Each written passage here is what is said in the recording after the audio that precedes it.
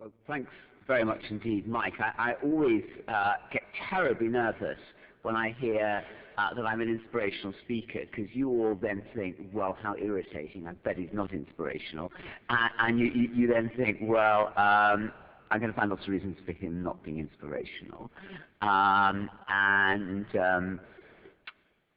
The ideas I'm talking about today are powerfully inspirational, because there is nothing that is more important than education.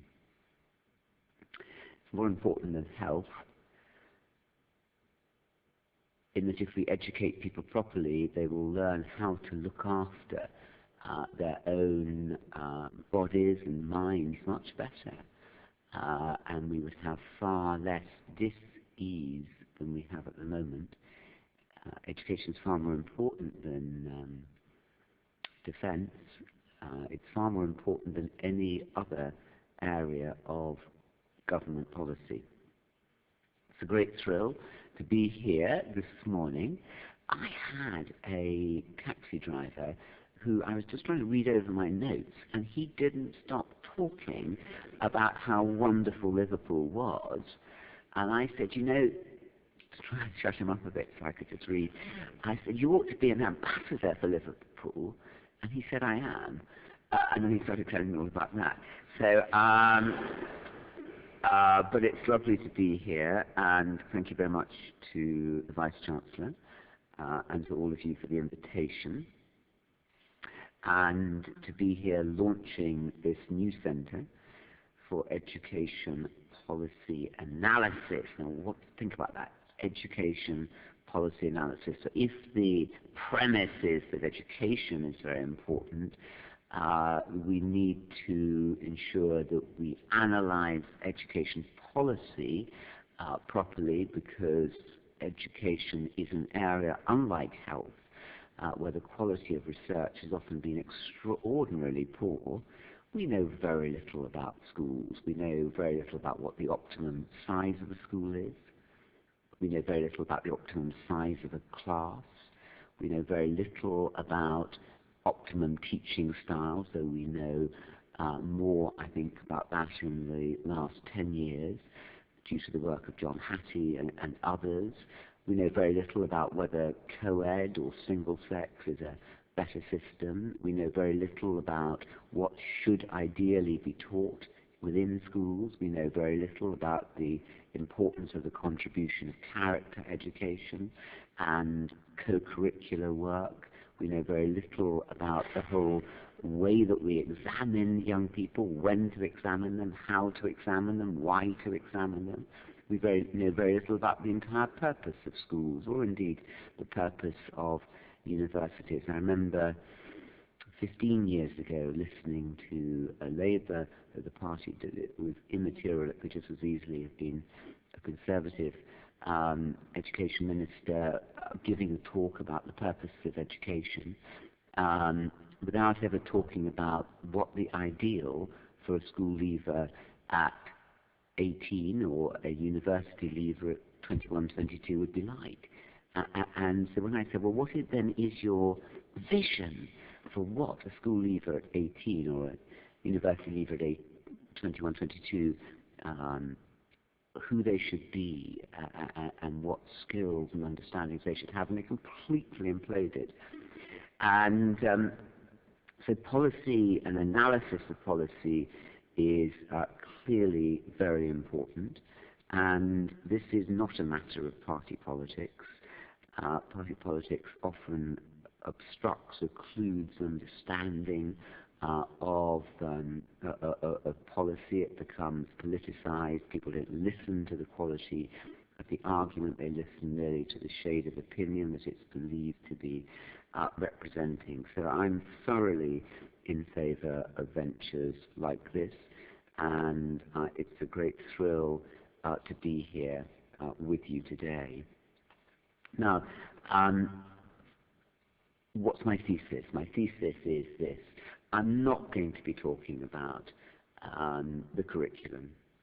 I'm not going to be talking, I mean, one of the many things that we don't know, I gave you a long list of things that 100 years of education research hasn't shown us conclusive or even very satisfactory evidence on, in contrast to medical research, where we know a lot more. We might not know a great deal about the operation of the brain and the mind, or even indeed what the mind is, but we know now much more about the operation of the body. In contrast, our understanding of education research is at an infantile level.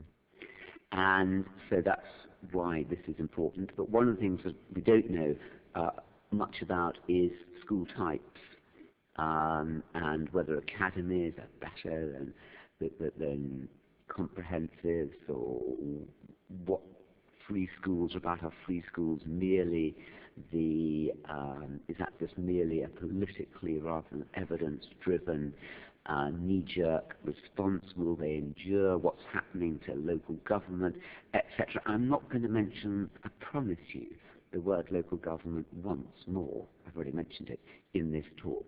I'm not going to be mentioning all the things that education professors would talk about if they were talking about the subject I'm talking about today, or indeed ministers, because I've heard them all talk. I'm talking about why I believe that we have a school system, and indeed a university system, though I think universities are ahead of schools, for the 20th century. We have an unthinking, factory-like model. I mean, if my dream is for what 21st century schools should be like, 21st century schools should be preparing people for lifelong learning. They should be places of joy, of enrichment, and joy not just for the students, but for the teaching staff. They should be places of curiosity, of active learning and discovery. They should be high status for teaching. I cannot understand why teachers should have less status in society than doctors. They should be holistic. They should recognize that human beings are not just their minds. We're not just educating this part here. We're educating everything that we have. And they should be addressing this sickness in Britain, which is not unique, but is uniquely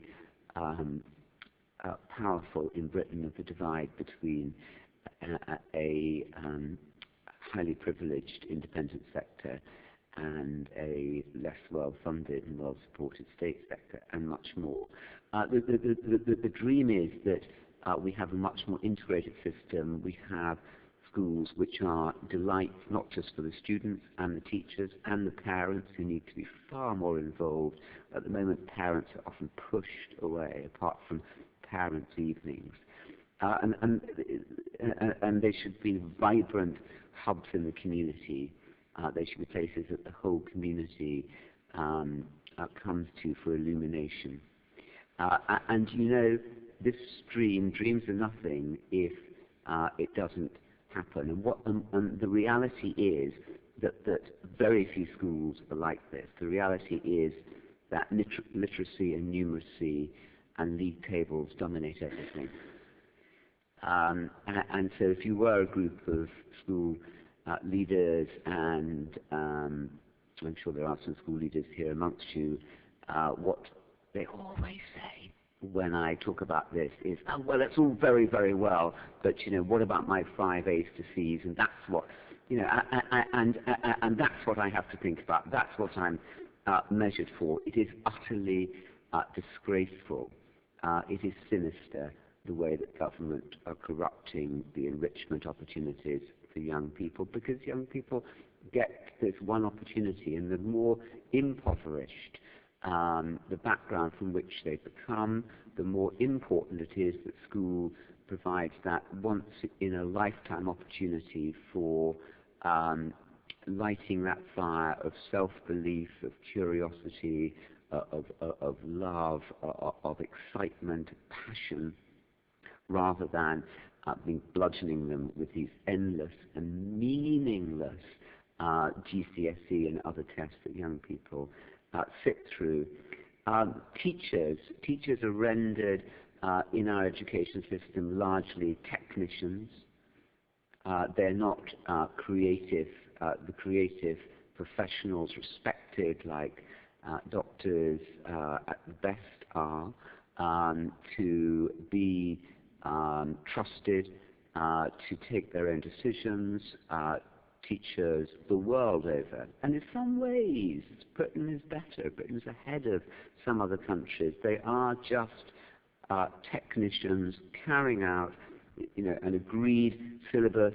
So this is a Year 9 class, and in term 1 of Year 9, we teach them this, this, and this, and students sit there passively, inertly absorbing this material. I have seen it, as I'm sure you have, in so many countries. Education is seen not as what it should be, which is a means and an end. Apathy and cynicism pervade schools across the world, and I've seen more apathy and cynicism in materially more advantaged countries than those countries that are less advantaged. So, what's gone wrong? Why is there this vision for what education can and should be, and why is it often as it is? Although in the best state schools in Britain it is absolutely wonderful and scintillating and inspiring and extraordinary, and aggravates Ofsted because it doesn't fit in with its box ticking. So what's gone wrong? Well, in industrial thinking, a thinking that you can roll out a 19th century, not even a 20th century model of economic life, that you push children in at the age of 3, 4, 5, and they come out at year 11, 12, 13, and you've just added bits on this conveyor belt as they go through it. Government has listened to the wrong thinkers. Government has wanted, for its own benefits, to show year-on-year improvements in measurables. What are those measurables? 5 A's to C's. And it claims that anything else other than literacy and numeracy and 5 A's to C's is going to be psychobabble, or it's fluff, or it's soft skills, that there is a sinister and a shallow disregard and vilification of the 1960s, when child-centered learning coming after the war years, the 30s, the 50s, the belief that the child was important, and the individual teacher and autonomy was important, and the thinkers in the Department for Education castigate that whole period as appalling, and that if we just let a crack of soft skillness in, or individuality, or love, or charm and curiosity into school, the whole edifice will collapse and we'll be back in the la-la land of the 60s. Do they really believe that total crap? I don't know. But I think they probably do. I think they probably do. I think that other reasons why this has happened is because of a fear of trusting schools, trusting heads, trusting teachers, trusting children. I just had a discussion about how much we can trust students and the opinion of students. I'll tell you this. People respond exactly to how we treat them. And if we treat Year 6 students, I've just been asking my own staff about Ingredient X, and they've all got to come to me with their views, not all of them, because they don't have to, but about Ingredient X. What is Ingredient X, which makes the magic that makes lessons or teams or pastoral groups really hum and work well, hum with harmony and productiveness? And the great answers, are coming back. If you trust and respect young people, they will be wonderful. If you infantilize them, when my wife went to teach in a state school 30 years ago in the 80s, her head of English was a state school in Buckinghamshire, said, really, I've just got one thing tell you, Joanna, that children are animals. You know, that was his belief, and he was always complaining about how appalling the young people were. So, young people are as we treat them. So are a faculty.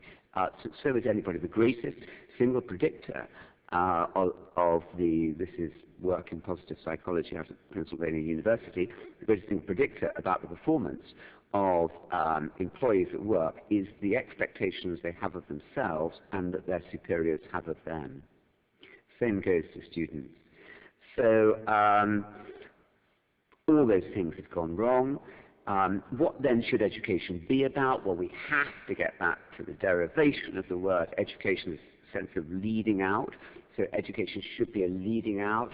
And how important is that for all young people, especially those who don't have the same opportunities to the same extent in their homes. So it's a leading out, not just by the age of 16, 18, 21, 22, but for life. But in fact, rather than that pattern, this is the pattern. It's a narrowing down to a finishing point of exams and a belief then that I've done it. You know, I've got my 5 A's to C's, I've got 3 A's at GCSE, I've got 2 A's and a B at A-level, I've got a 2-1, you know, and that's it. You know, burn the books, burn the files, put the iPad on an incinerator, wherever their notes are, and that's it. But you know, it isn't it, as we all know.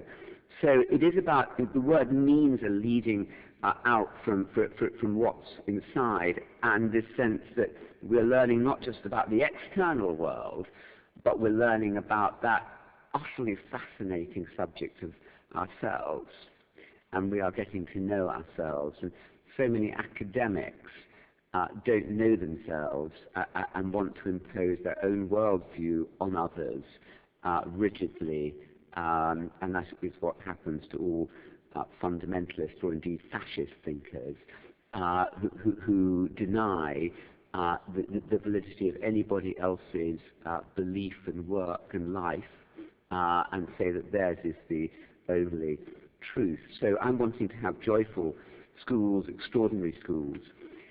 So let me just show you just one thing here. This was a seminar. I ran a seminar in Downing Street now 3 years ago about digitalization for vice chancellors. There are about 40 vice chancellors, same number as here, as they are here. And I was just showing then, it's interesting actually looking at these slides again, how little in a way has changed over the last 3 years. And I was pointing out how, if you look at that top line, these are areas where digitalization is going to impact massively on universities. Green means massive impact, orange some, red little.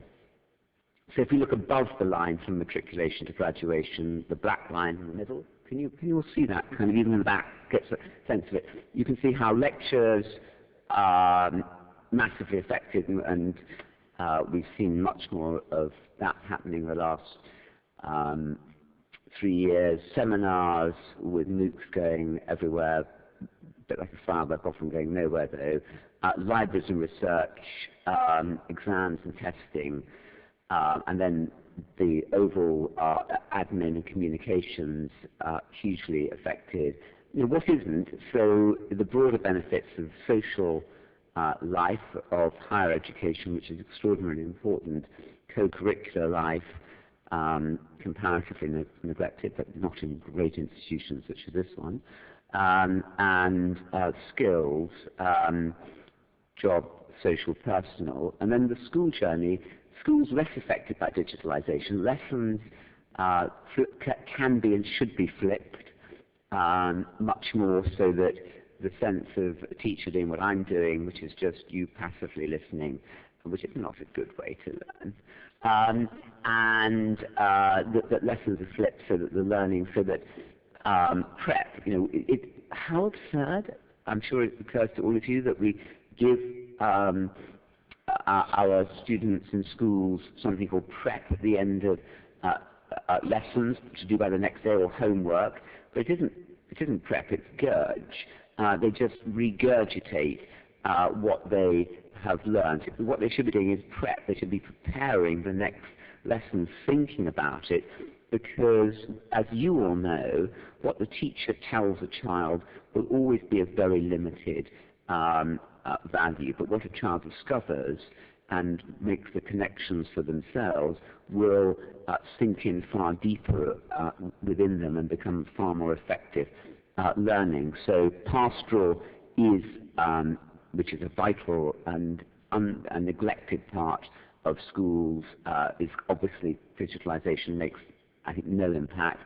Libraries, you still need to have libraries in schools because you need to guide young people much more into research. Exams and tests, some impact. We're in IB, International Baccalaureate, part school, and the assessments are coming in much more.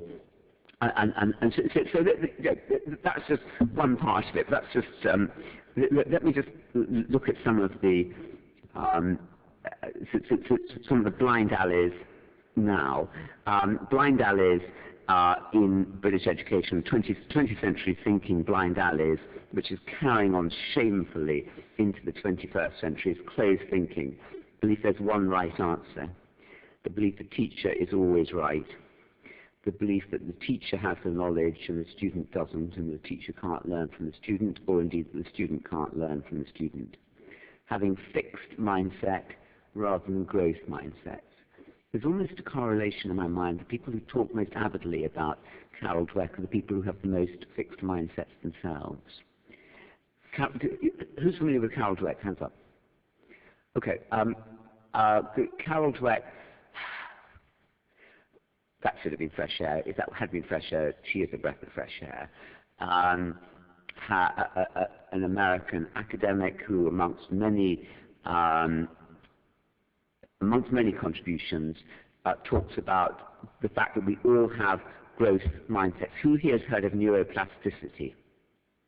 Can I just have a show of hands? Right. Okay. So a traditional belief is that the mind is part of life.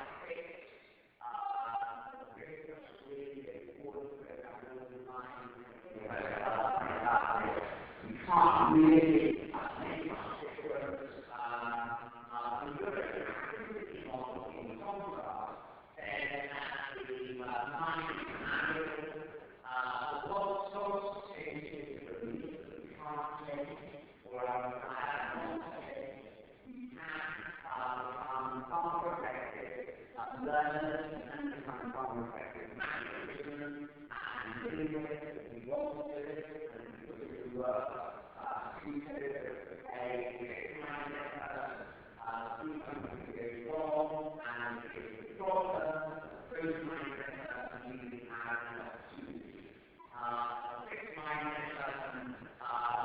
because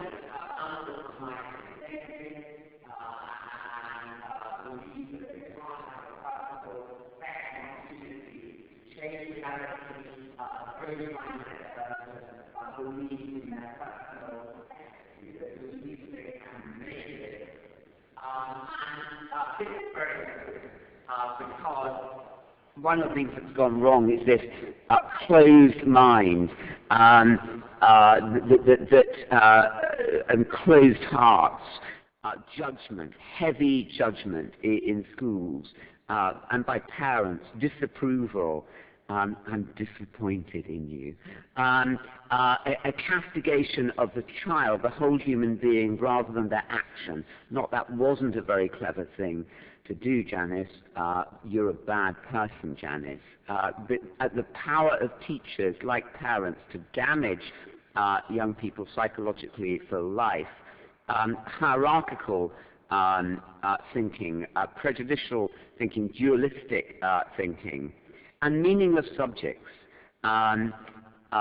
political science that bears next to no correlation to the real world. I've given up being a member of one particular British political science journal because they never go to Westminster or Whitehall. They know absolutely nothing. But what they're doing is they're talking about events in their own heads, not in reality. The same with economics. The same with much of history, actually. Whereas what we should be doing is looking at interdisciplinarity much more. We should be looking at interconnectedness. We should be looking at real, the real human experience and talking about that rather than talking about academic debates about reality.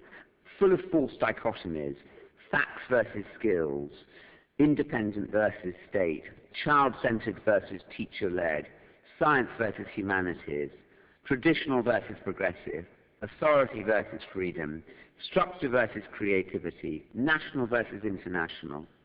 We need to teach ambiguity. We need to recognize that a plane needs two wings. We need in our schools, for anything worthwhile in life, we need to have creativity, love, spontaneity,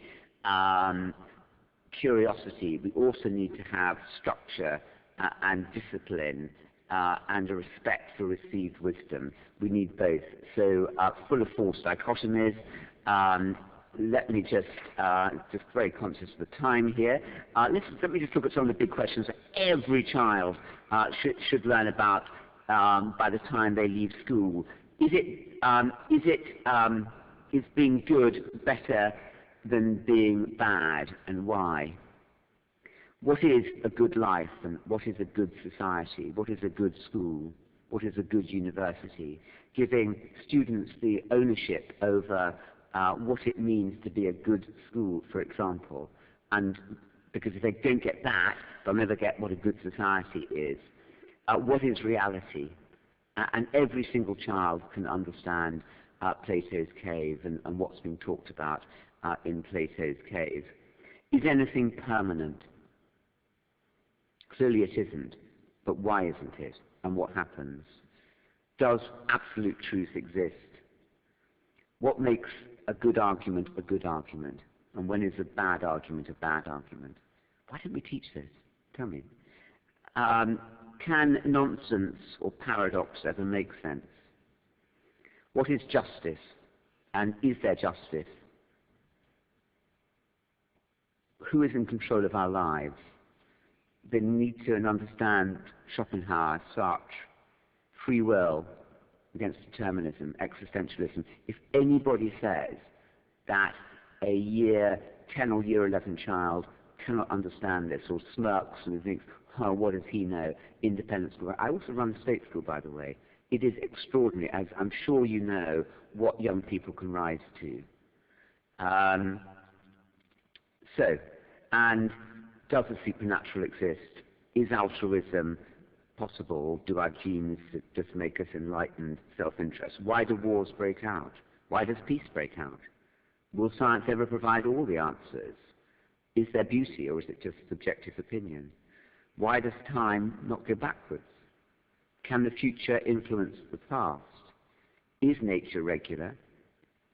Is there a creator? What are numbers? Do they exist? And then big thinkers. Everybody running schools and universities should know about Howard Gardner with his theory of multiple intelligences. To Gardner, his core question is, don't ask how intelligent a child is, ask rather, how is a child intelligent? I run my schools on the basis of 8 fundamental aptitudes: logical and linguistic, spiritual and moral, creative and kinesthetic, and personal and interpersonal. Carol Dweck with the growth mindset, which I've talked to you about. Ken Robinson on creativity. We stultify creativity, and creativity is something every subject should have. Math teachers should be extraordinarily creative in the way that they allow their students to understand what maths is about. I mean, what can be more deliciously exciting than maths? And if the teacher is creative, it will be. Questioning, the whole questioning mind, Krishnamurti and others. Seligman and optimism. And just a quick word about Seligman. How many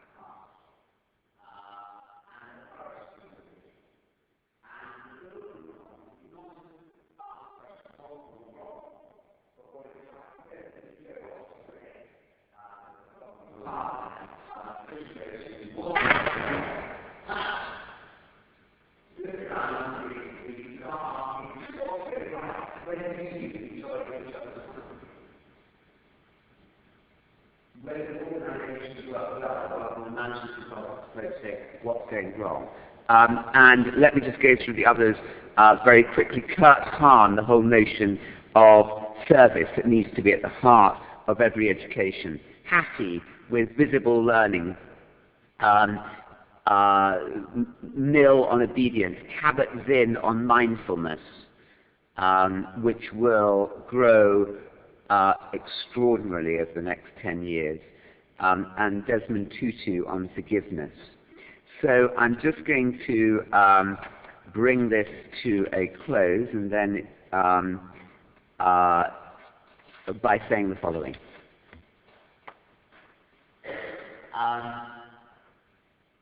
Education policy has been announced to be dominated not by politicians who do not on education research. They're not really interested. They're interested in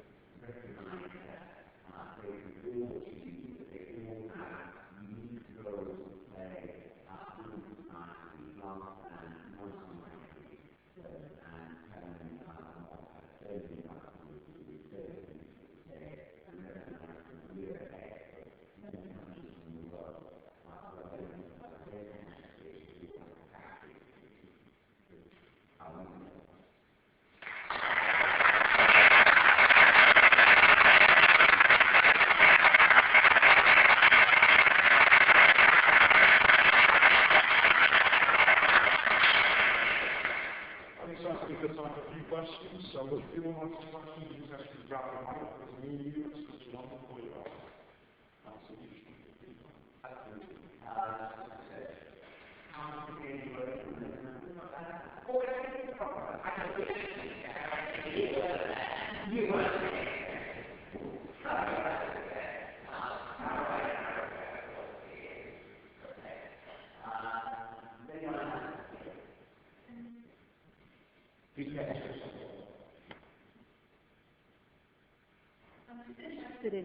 In your role in being a head of a state school and an independent school, and whether you could share any experience or reflection on being able to achieve the vision that you described within a state school framework as compared to an independent one.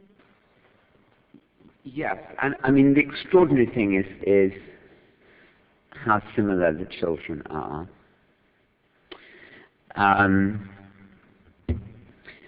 But the fundamental way that they're different, and I don't think this is a difference between state and independent, I think it's a difference between the home background, is that the expectation at a school like Wellington College is they will all go to university, they will not only have jobs, but they will have really good jobs. And there is not that belief.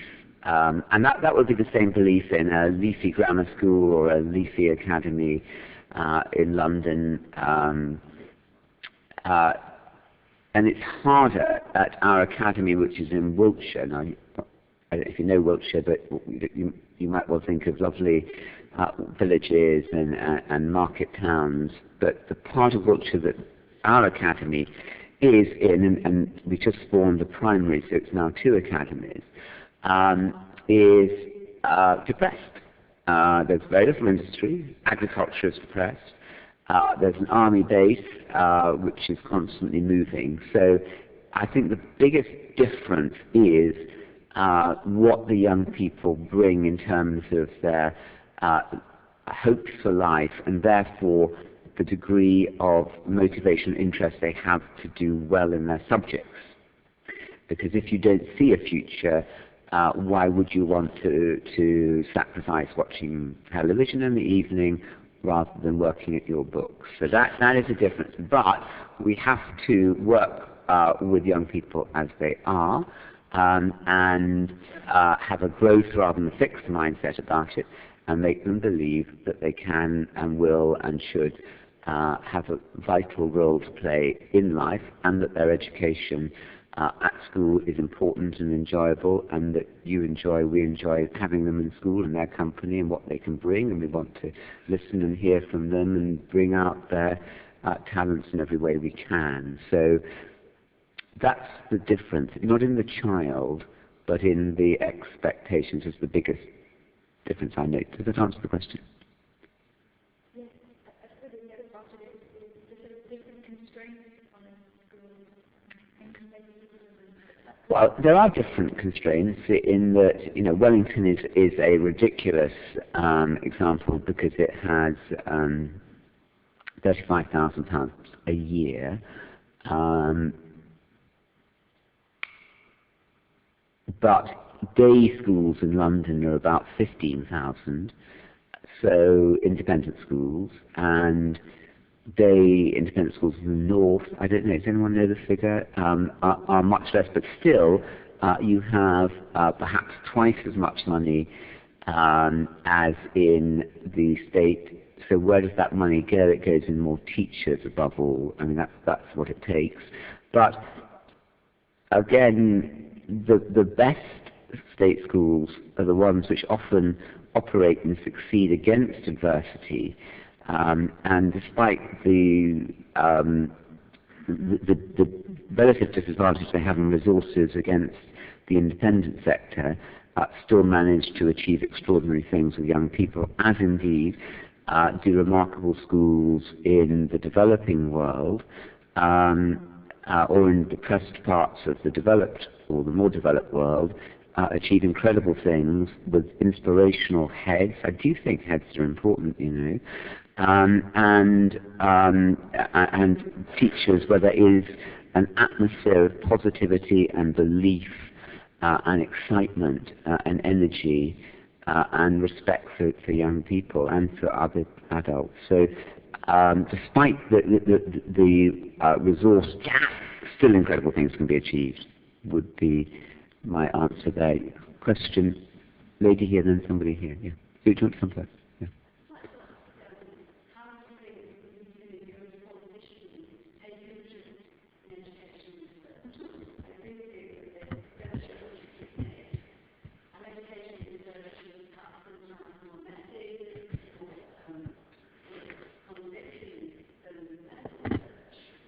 Yeah.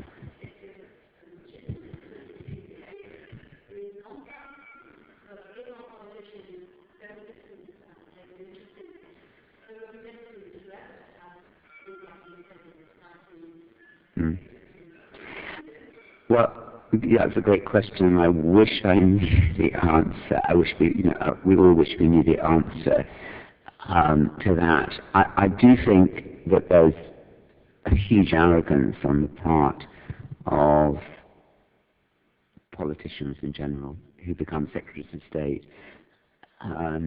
They don't have a respect, if I'm honest. So Labour is much better at this.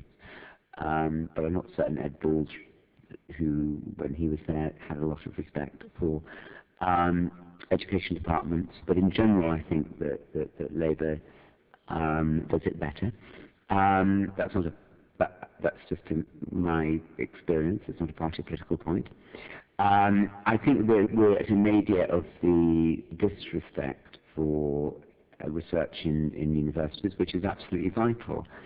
And I think it will increase again because we've had so many changes which are driven with a total disregard for education research and merely by political imperatives. And a high warrior of disdain for research is a figure called Dominic Cummings, who had a massive influence over Michael Gove, who was full of bile and hatred and contempt for everybody. Everybody was the enemy and bastards, and although he didn't use the word bastards, he used a stronger word, for everybody else who was just totally stupid and didn't understand the amazing truths that he saw about the world. He did have a big influence on Dave. I think we're going to move to a much more respectful world, moving a much more respectful world here for university research. I think more research is going to take place in schools. Wellington is a teaching school. We have 12 state school partners, and I think university departments working with schools.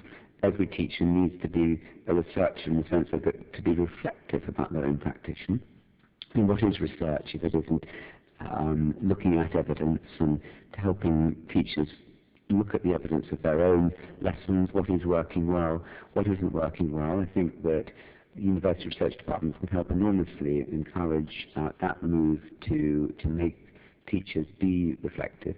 Of course you're right, because in a way medical research is looking at the body, which is less subjective, whereas educational research is much more akin to research into mental health. It's much more highly subjective. And therefore more unknowable, less given to certainties. And so I look to a better time.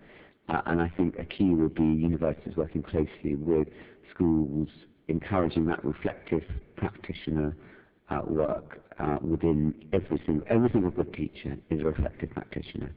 Every single parent is a reflective parent.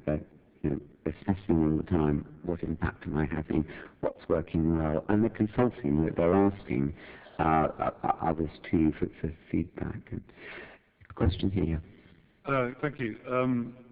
So I'm interested in the relationship between policy making and trust, or our attitude to policy, should I say, our relationship to policy and trust. You talked about trust, and you started your talk saying that we don't know this, we don't know that, we don't know the other in relation to education.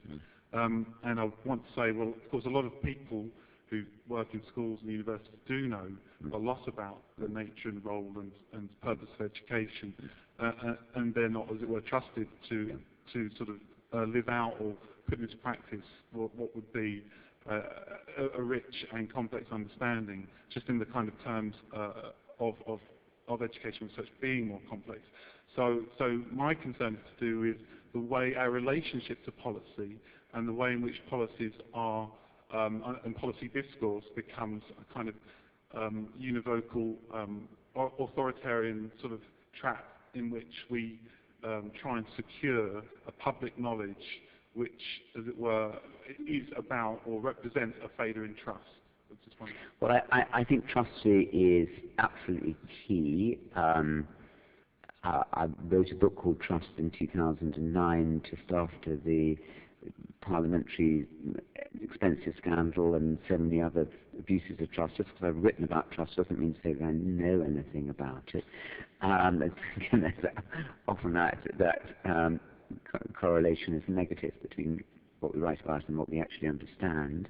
But it is something that I think goes to, it is very important, because there simply isn't, that I see from either the Department for Education, the civil servants in Whitehall, or from the ministers, a respect and a trust for those who've been engaged in education research.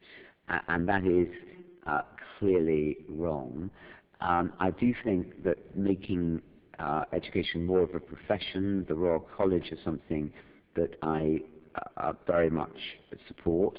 Anything to make teaching more of a real research-grounded, substantial profession that society, as well as politicians, as well as the media, treat with respect, would be a great thing.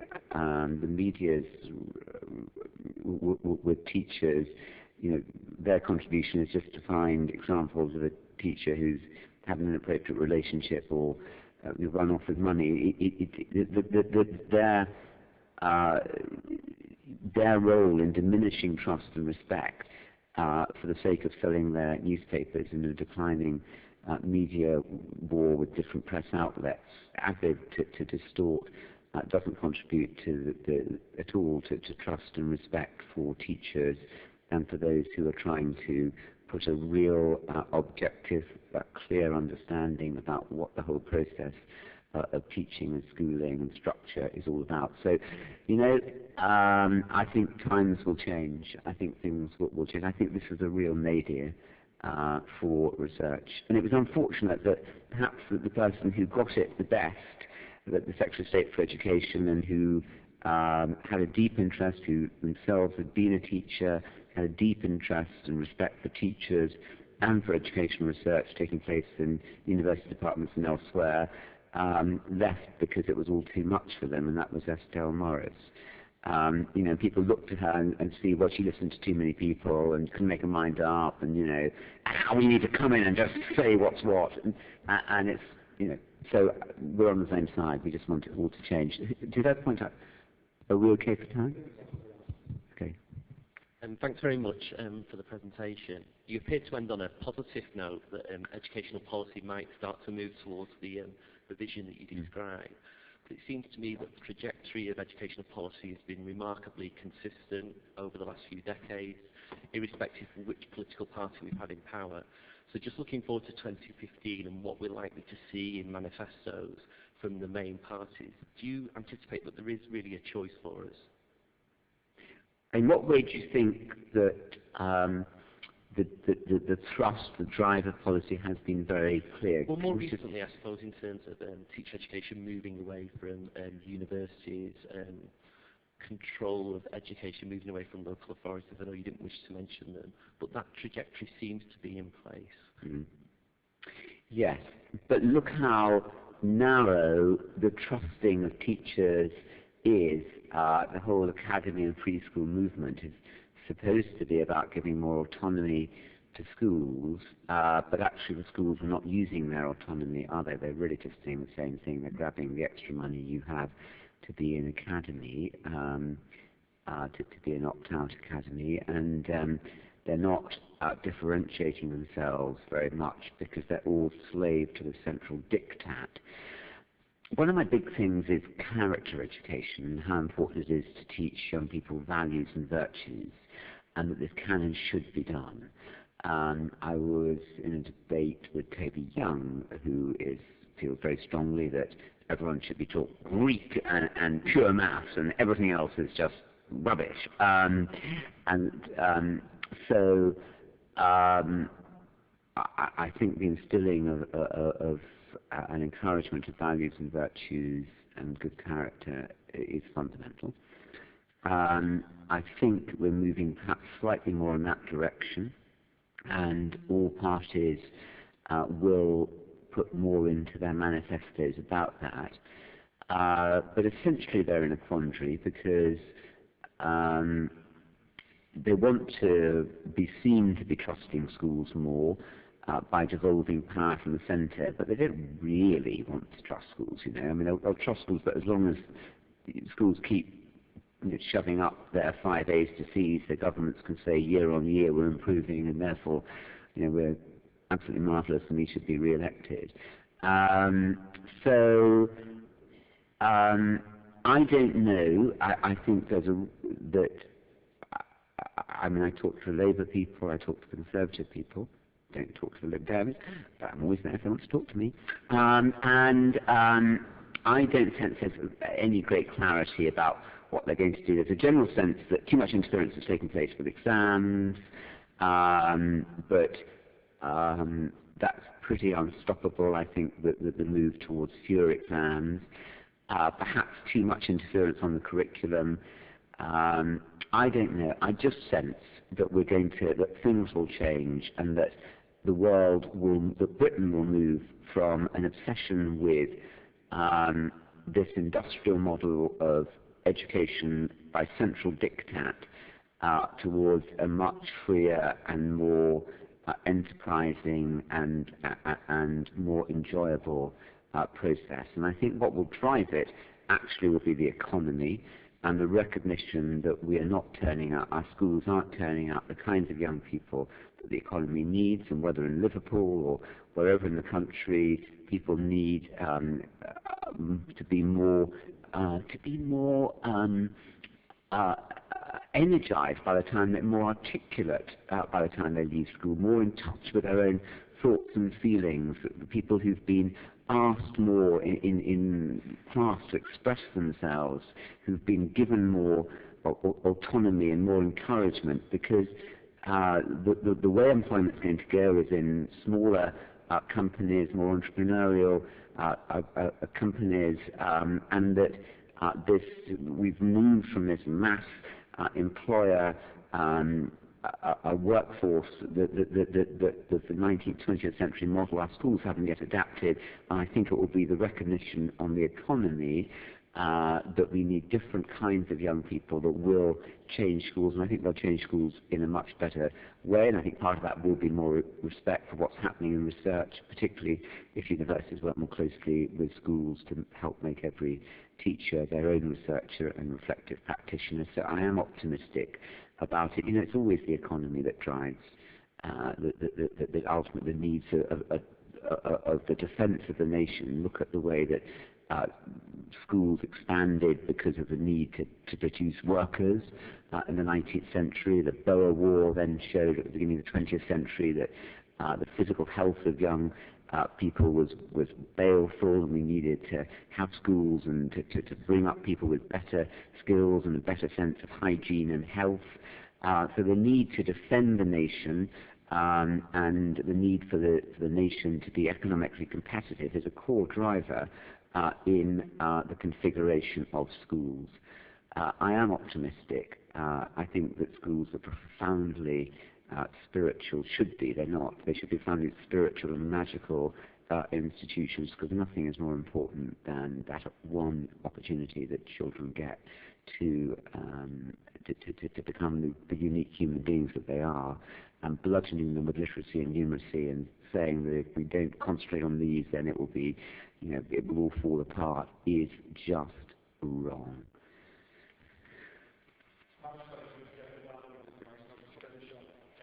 Thank Anthony for such a passionate and insightful call on our way. And just to say, I think we can further these sorts of Anthony's vision. Thank you, Anthony.